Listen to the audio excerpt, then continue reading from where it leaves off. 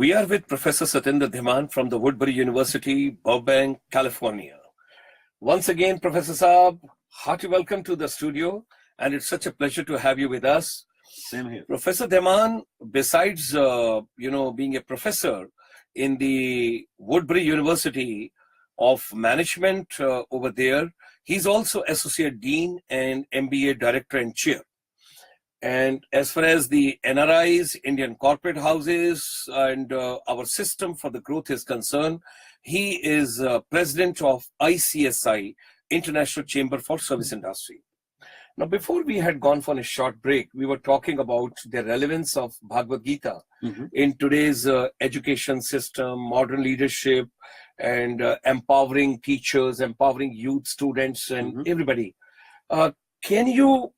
Can you bring the relevance of Bhagavad Gita somewhere with some modern leader of today who has made optimum use of it, or who has made quite a bit of use, maybe in their profession, maybe in their business, maybe in their growth? Yes, it is a good question as a follow-up of Gandhiji using Bhagavad Gita as a leader versus modern leaders. I will give you one example to begin with, which is Steve Jobs. Steve Jobs? Yes. Steve Jobs, okay. Yes. None other than Steve Jobs. Yeah. And he was very impressed with Indian philosophy. Very few people know that when he was a teenager, he came to India. And at that time, he was looking to become enlightened. Well, he only stayed here for 3 months. You don't get enlightened in 3 months. And he went back, but he took some very good memories from this land. I believe that his spiritual die was casted in India of Steve Jobs. So you might remember he used a particular slogan. It's called "Actualize yourself." Actualize yourself. Yes. This came directly from Bhagavad Gita. Okay. In Bhagavad Gita, there is a verse called "Udhret Atmana Atmanam." Try to lift yourself by yourself. Try to actualize yourself by yourself. So that phrase, actualize yourself, came from Bhagavad Gita directly. Not only that, very few people know that Steve Jobs downloaded only one book. That will show you his respect for Indian culture and Indian philosophy. Only one book he downloaded on his iPad, which he used to read over and over and over. And when he died, before that, he was a great planner. He planned his funeral also. In his directions to the people who were planning his funeral, he said that everybody who will attend my funeral will get a gift bag. In that, they will only open it when they go home. In that bag, there was one book. You will be very surprised to know there is a very important autobiography, spiritual autobiography called The Autobiography of a Yogi. Okay. It is based on it's based on Yogananda Paramahansa. Okay.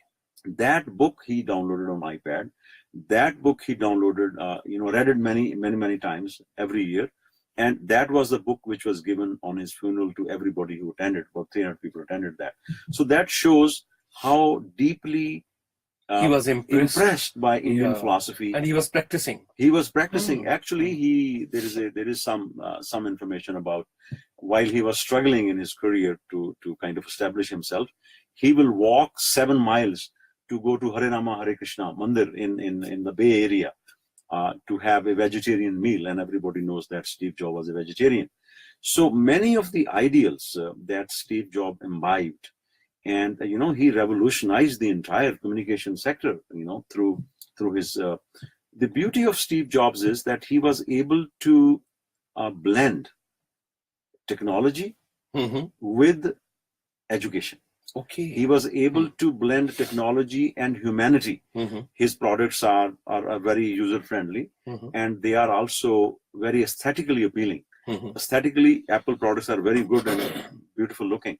So all of that information came from his deep regard, if not all, at least most of it came from his deep regard for Indian philosophy, and in particular, Bhagavad Gita, because that phrase, actualize yourself, came directly from Bhagavad Gita. It's a great information. Very few people know about that. Yeah. And it is not generally written about. I wrote a particular article about Steve Jobs, in which I tried to trace which part of his leadership acumen came from Indian philosophy. Okay. And in that, I address these points in a little great detail.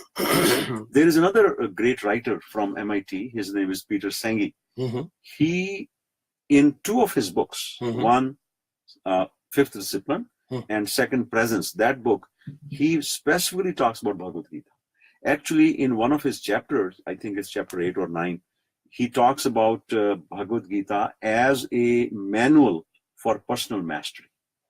So we were talking about life skills. Here is a manual. He calls it a manual for personal mastery.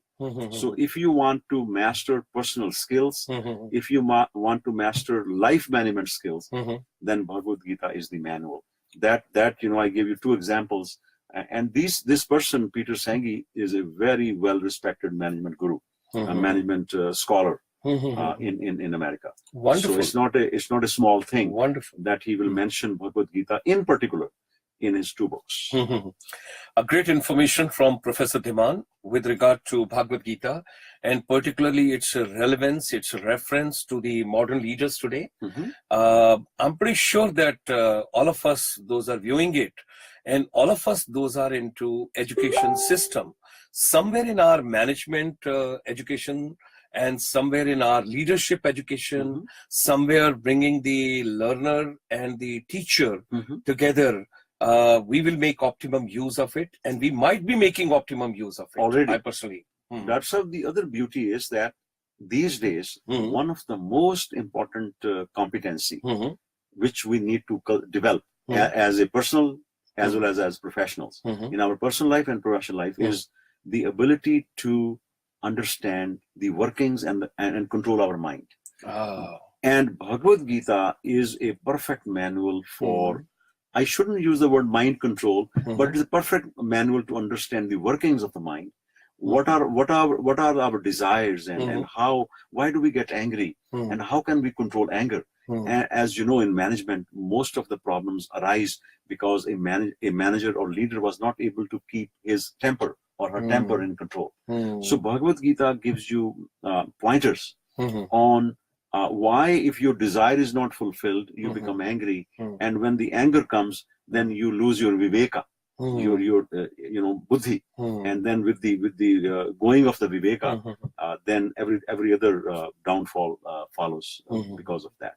So Bhagavad Gita is not just a religious or spiritual text, which it is. It's a Dharma Shastra, it's a Moksha Shastra, it's a Yoga Shastra.